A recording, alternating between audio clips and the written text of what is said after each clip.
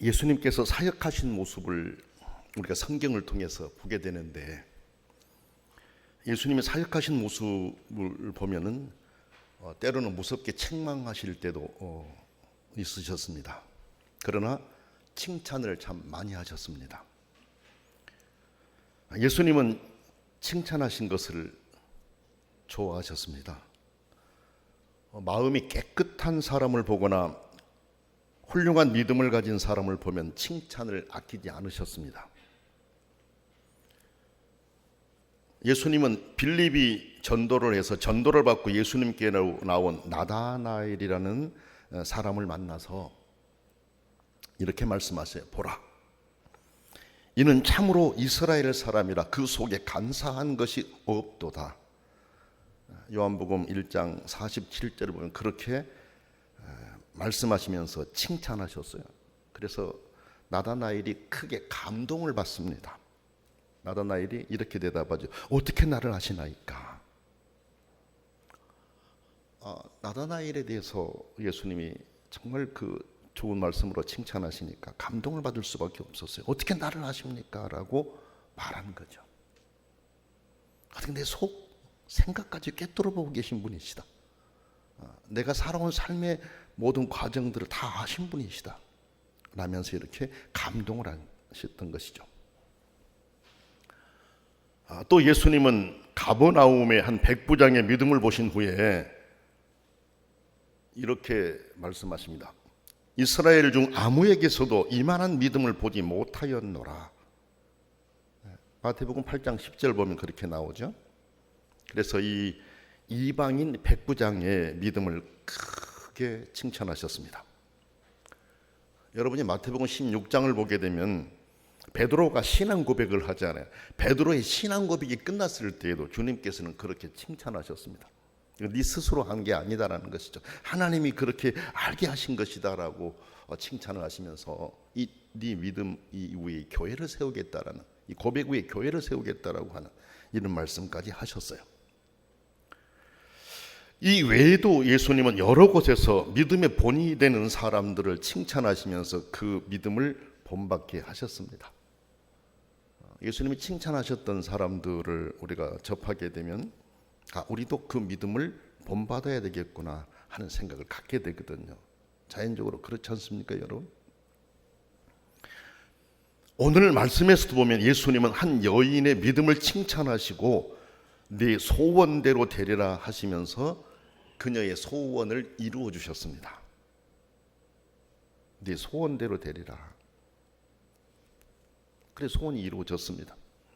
우리가 믿음 생활을 할 때 내 믿음을 보신 하나님의 평가는 어떠하실까 하는 생각을 할 때가 참 많습니다. 그렇죠? 목회를 하는 목사나 여러분 신앙생활은 여러분들 모두가 다 그럴 거예요. 사람이 보는 모습도 있겠지만은 하나님이 내 믿음을 어떻게 평가하실까 이런 생각들을 많이 하면서 믿음의 길을 갈 거예요. 주님께서 나의 믿음을 보실 때, 내 믿음의 삶을 보실 때 어떤 마음을 가지실까 하는 그런 생각을 말합니다.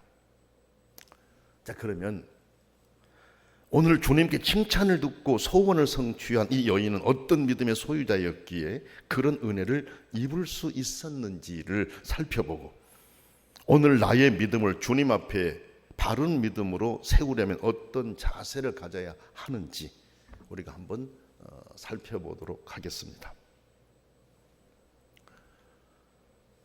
예수님이 이제 그 갈릴리 지역을 중심으로 사역을 많이 하셨지 않습니까?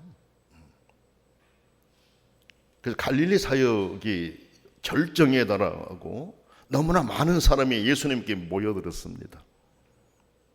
그런데 그 모여든 사람 가운데 예수님을 제대로 이해하지 못하고 예수님을 정치적인 메시아로 오해하고 왕으로 세우려고 하는 등 그런 어떤 이상한 방향으로 나가는 현상이 나타났습니다. 예수님은 그것을 아시고 그곳을 떠나서 국외로 빠져나가셨던 것 같습니다. 유대 땅 밖으로 이렇게 빠져나가셨던 것으로 보여요. 설명하면 예수님은 레바논 지방 두로와 시돈 등지로 물러나셨다 이렇게 볼 수 있어요. 때로 레바논이면 시리아 지방 이렇게도 볼 수가 있겠죠. 어쨌든 두로와 시돈 등지로 물러나셨습니다. 그런데 여기 시돈 지역은 구약을 읽어보신 분들은 기억할 거예요. 전에 엘리야가 가뭄을 피해서 찾아간 사르밧 과부가 살던 곳, 그렇죠? 그것이 이 시돈 지역입니다. 열왕기상 17장 8절로 24절을 보게 되면 사르밧 과부가 또는 사렙다라고도 해요. 이 사르밧 과부가 살던 지역, 이게 시돈 지역이거든요. 열왕기상 그 말씀을 보면 이 사르밧 과부를 참 귀한 사람으로 묘사하고 있지 않던가요? 그렇죠? 하나님께서 그리시네가에서 머물던 엘리야에게 이제 그리시네가가 마르니까 내가 과부 한 사람을 예비할 테니까 여기를 떠나서 시돈 사르밧 지역으로 가라, 이렇게 이제 하나님이 말씀하셔요. 그래서 엘리야가 이제 하나님의 그 말씀을 듣고 시돈 땅 사르밧으로 가지요. 근데 하나님 말씀하신 대로 한 여인을 만났습니다. 과부 한 사람을 만났습니다. 유대 땅도 물이 마르면 그쪽 지역도 근처이기 때문에 물이 마를 수밖에 없지요. 그런데 물을 한 그릇 달라고 그래서 물을 한 잔 달라고 했어요. 물을 이제 가지러 갈 때 기왕 가면서 떡도 한 조각 가져오라, 이렇게 이야기하잖아요. 그때 이 여인이 대답을 하지요. 없다라는 것이죠. 우리 집에는 통에 가루 한 움큼, 기름 조금밖에 없습니다. 그래서 그것으로 이제 나무를 좀 가져다가 떡을 하나 구워서 나와 아들이 먹고 이제 죽을 준비를 하겠다라는 것이죠. 이때 엘리야가 뭐라고 이야기했어요? 그래, 그러면 그렇게 하되 떡을 구워서 먼저 내게로 가져오라, 이 얘기를 하잖아요. 그렇게 당부를 하잖아요. 참 어떻게 그렇게 모질게 말할 수가 있을까 하는 생각이 들죠. 그러면서 이제 하나 내게 가져오라, 그리고 그 다음에 너희들의 떡을 만들어 먹어라. 그러면 이 가뭄이 지나가기까지 통에 가루가 마르지 아니할 것이다, 이런 말씀을 주셔요. 그래서 그 여인이 엘리야의 말을 듣고 그대로 순종하잖아요. 순종해서 실제로 엘리야에게 떡을 만들어서 주고 또 자기들도 떡을 만들어 먹는데 그게 가루가 마르지 않고 계속해서 이렇게 먹을 수 있게 되었다라는 내용이 나와요. 근데 그러는 이제 과정에 그 과부의 아들이 죽잖아요. 아들이 죽었을 때 엘리야가 기도해가지고 그 아들을 살리는 그 지역이 시돈 지역이에요. 시돈 지역. 그렇죠? 그러니까 이것은 이방 구원에 관해서 미리 알려주는 이제 그런 구약의 말씀이다, 이렇게 볼 수 있어요. 근데 여러분 시편 87편 4절 말씀을 보게 되면 이런 두로, 시돈 등 여러 지역의 구원을 암시하는 말씀이 이미 거기 나와 있어요. 거기는 시돈이라고 하는 구체적인 내용은 나와 있지 않고 구스라는 지역이 이렇게 나와 있죠. 두로와 구스 이렇게 나와 있거든요. 그러니까 구약에서도 이미 이 시돈 지역 근교의 이방에 구원의 길이 열린다라고 하는 것을 이미 말씀하셨어요. 자, 어떻든 그 시돈 지역, 예수님께서도 이제 이 시돈 지방 어떤 집에 들어가 아무도 모르게 조용히 계시려고 했어요. 왜냐하면 유대 지역에서 피해가지고 이제 오셨기 때문에 시돈 지방 어떤 집에 들어가서 아무도 모르게 조용히 좀 계시려고 했지만 숨길 수가 없었습니다. 예수님이 계신 곳이 알려지고 만 것입니다. 여러분이 이제 이 내용을 확인하려면 마가복음 7장 24절을 보면 그 내용을 확인할 수가 있어요. 똑같은 내용인데 다르게 기록한 게 마가복음 7장에 나오거든요. 그래서 이렇게 그 조용하게 계시려고 했지만 숨길 수가 없었고 예수님이 계신 곳이 다 알려지게 됐는데 가나안 여자, 그러니까 이방 여자죠. 마가복음에서는 헬라인이다 이렇게 나와요. 헬라인. 우리는 가나안 여자, 마태복음 그렇게 돼 있는데 마가복음 7장 26절에는 헬라인이요 서로 보내게 족속이다 이렇게 나와요. 그러니까 헬라는 그리스를 말하거든요. 그리스 여인이다라는 것이죠. 이방이라는 거, 이방인. 이 본토인 가나안 여자 한 사람이 예수님의 소문을 듣고 예수님께 찾아와서 그 발 아래 엎드립니다. 마가복음 7장 25절은 그 발에 엎드렸다고 나오거든요. 그 발 아래 엎드려서 큰 소리로 주님, 다윗의 자손이여 저를 불쌍히 여겨 주십시오. 제 딸이 귀신에 들려 몹시 시달리고 있습니다 하면서 계속해서 간청을 했습니다. 딸을 살려달라는 것입니다. 딸을 고쳐달라는 것입니다.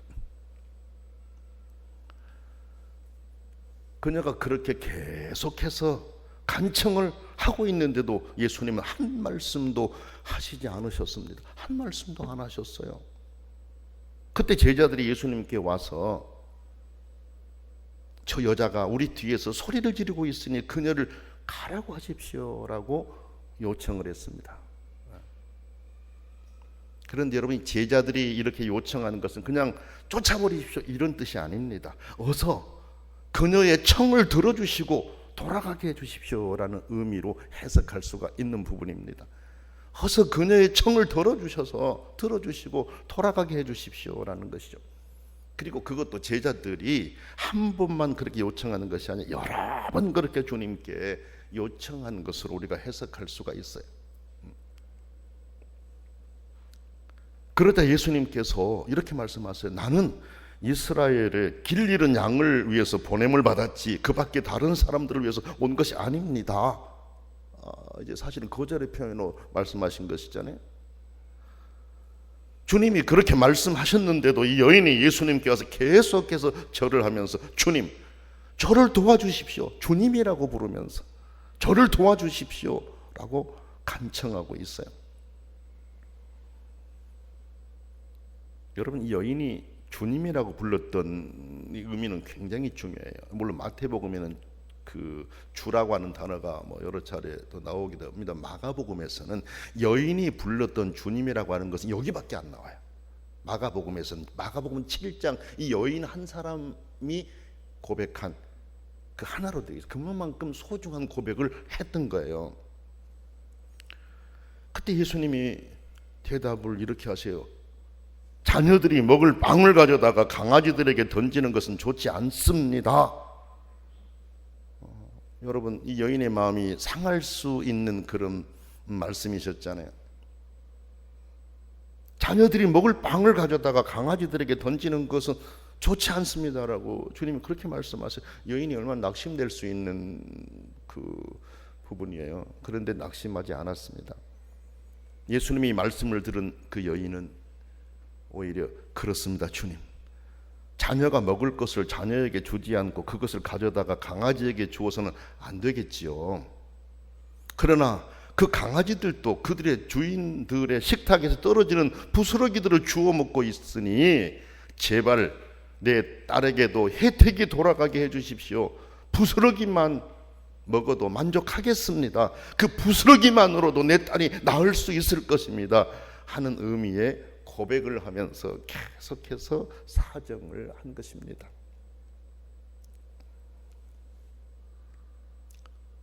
여러분, 그 여인의 고백을 들을 때 우리 마음은 어떻습니까? 여러분 마음은 어떻습니까? 저는 읽으면서 크게 감동이었어요. 정말 감동이었어요.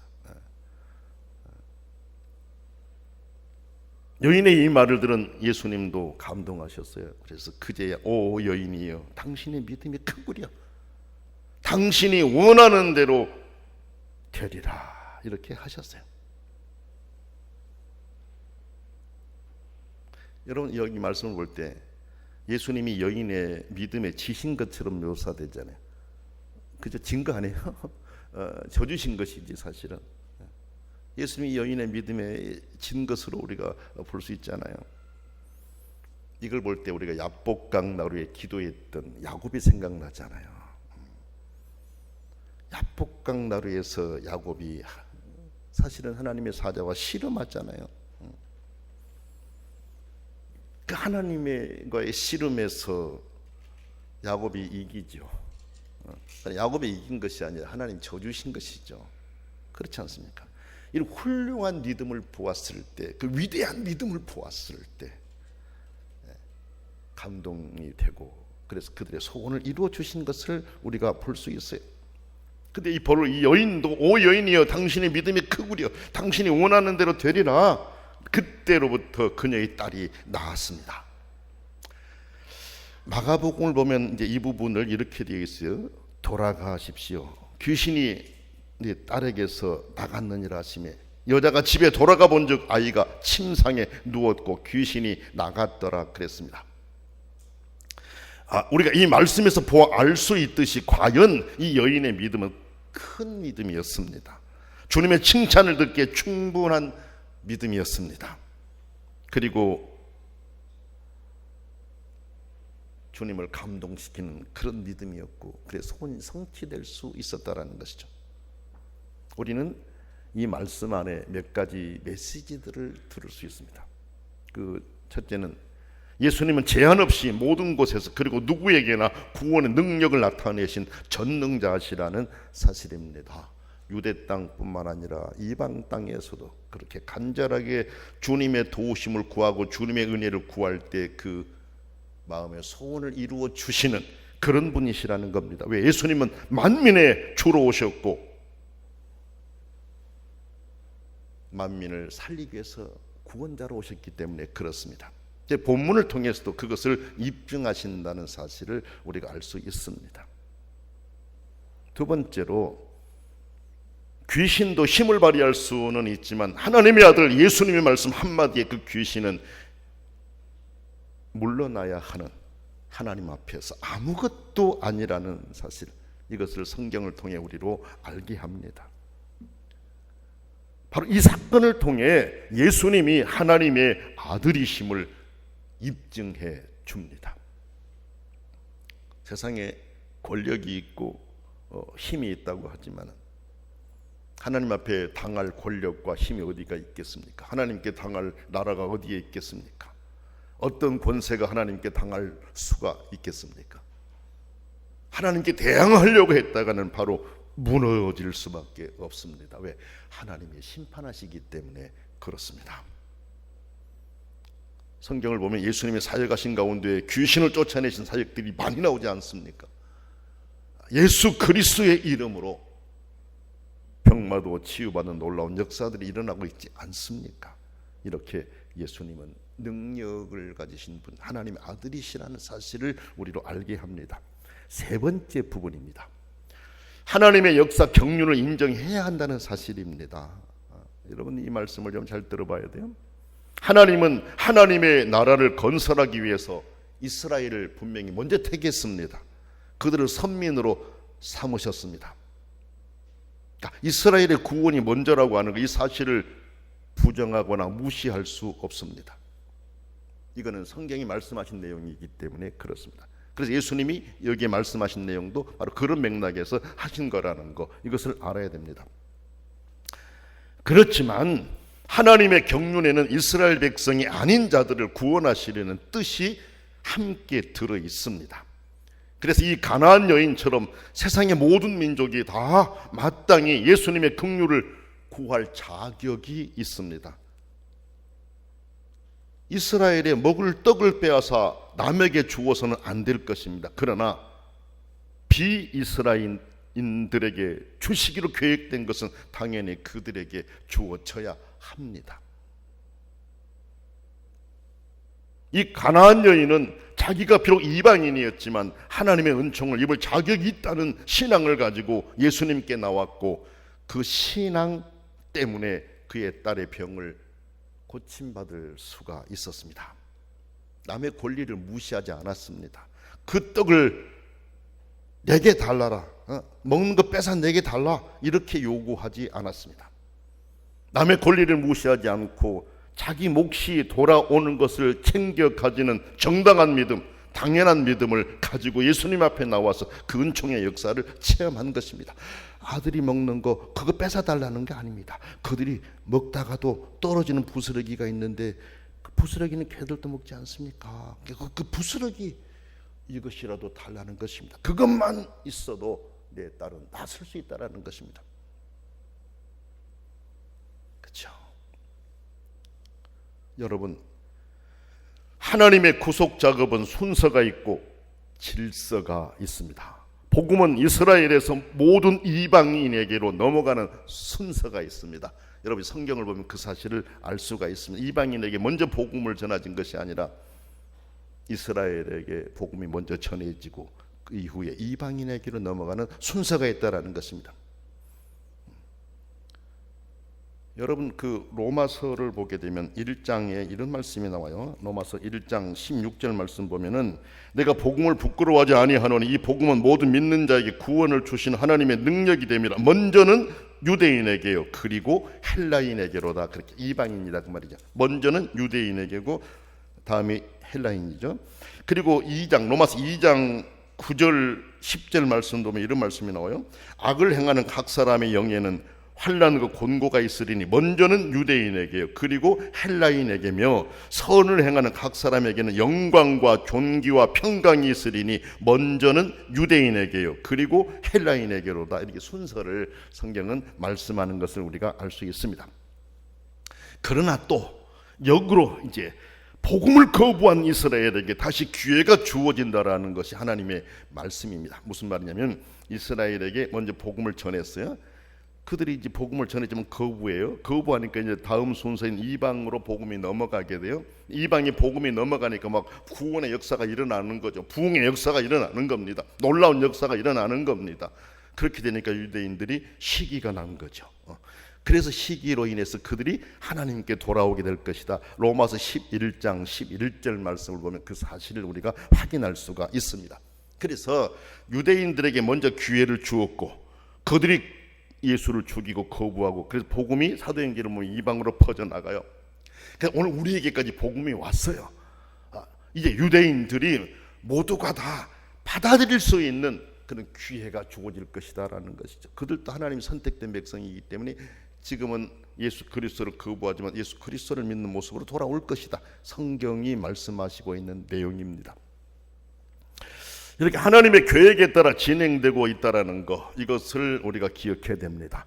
우리가 바로 그 하나님의 계획 안에 있음을 감사하면서 찬미해야 됩니다. 우리도 그 안에 있지 않습니까? 우리가 하나님의 계획을 따라 하나님 백성이 되고 하나님의 자녀가 되고 하나님의 교회가 되었습니다. 장차 영원한 하나님의 나라를 유업으로 받을 자들입니다. 네 번째, 이 가나안 여인의 훌륭한 믿음을 본받아야 한다는 사실을 우리에게 메시지로 주고 있습니다. 여러분, 우리는 이 여인의 신뢰에 있어서는 신앙의 모범을 우리가 배울 수가 있어요. 이 여인이 신뢰하는 것을 볼 때 훌륭한 신앙이다. 신앙의 모범이 있잖아요. 끈기를 볼 때 인내를 우리가 배우게 돼요. 예수님의 냉정한 말에 대한 그녀의 대답에서 겸손을 배울 수가 있습니다. 그렇죠? 그리고 이 여인의 이런 모습에서 우리는 끈질긴 기도의 모범을 배울 수 있습니다. 그녀에 대한 예수님의 말씀은 그녀에게 있어서는 마음과 신앙을 천갈래 만갈래 찢어놓는 천둥 같은 거 아니었겠습니까? 여러분 가만히 생각해 보세요. 여러분에게 그렇게 말씀했다고 할 때 여러분은 어떤 반응을 보이겠어요? 자녀의 떡을 취해서 개들에게 준 거 좋지 않습니다라고 했었을 때 어찌 보면 여인을 개처럼 여기는 거, 자기 딸도 개처럼 여기는 이런 부분이 되지 않습니까? 그런데 그 속에서 감정적으로 대하지 않고 예수님이 하신 말씀을 액면 그대로 받아들이면서 부스러기라도 주십시오. 여러분은 얼마나 훌륭한 신앙입니까? 그렇죠? 얼마나 훈련이 되어 있는가 우리가 알 수 있지 않습니까, 여러분? 주님이 그렇게 말씀하셨지만 그 말씀을 붙들었고 주님의 거절 가운데 굳은 신앙으로 하나님의 놀라운 은총을 허락받을 수가 있었습니다. 제가 이제 이 여인이 어떤 여인일까를 조금 더 원어적으로 이렇게 살펴봤어요. 상당히 부유한 여인이었다라는 것을 알 수가 있었습니다. 마가복음 7장 30절 보면 침상에서 있는 그 아이에 대한 모습이나 침상, 이제 우리 성경에는 똑같이 침상이라고 번역이 되어 있는데 원어에는 다르게 쓰여 있어요. 크레네라고, 크레네 이건 침대를 말합니다. 부유한 사람들이 썼던 그 침대 크레네라고 쓰여 있고, 다른 곳들에서는 카라바토스 침상. 그러니까 똑같이 우리 말에는 똑같이 침상이라고 쓰여 있지만은 크레네와 카라바토스로 이렇게 구별되거든요. 그러니까 일반인들이 쓸 수 있었던 침상은 크라바토스였어요. 근데 이 여인의 집에 있었던 침상은 크레네, 침대. 그래서 일반적으로 이 부분을 해석한 분들이 부유한 여인이었었다 이렇게 봐요. 그렇지만 마음은 가난했습니다. 마음은 예수 그리스도께 끌려 있었고 예수 그리스도가 하신 그 말씀에 온통 사로잡혀 있었던 것을 우리가 알 수 있습니다. 성도 여러분, 오늘 우리는 우리의 믿음을 살펴볼 수 있어야 하겠습니다. 믿음의 길은 생명의 길이지 않습니까? 구원의 순서를 따라 오늘 우리에게 구원이 주어졌고 예수 그리스도를 믿는 하나님의 사람이 되었습니다. 우리 역시 귀한 믿음의 소유자들로서 우리가 소망하는 바들이 이루어지는 그런 믿음으로 주님께 인정받을 수 있기를 원합니다. 기도하겠습니다. 존귀하신 하나님 아버지, 오늘 부족한 저희들에게까지 복음의 놀라운 역사를 허락하셔서 주님 믿게 하시고 주님 따르게 하시니 감사합니다. 신실하고 바른 믿음 주시옵소서. 깨끗하게 온전히 주를 향해 고백하며 나가는 훌륭한 믿음으로 우리 소망이 함께 성취되는 놀라운 역사가 있게 하옵소서. 예수님의 이름으로 간절히 기도드립니다. 아멘.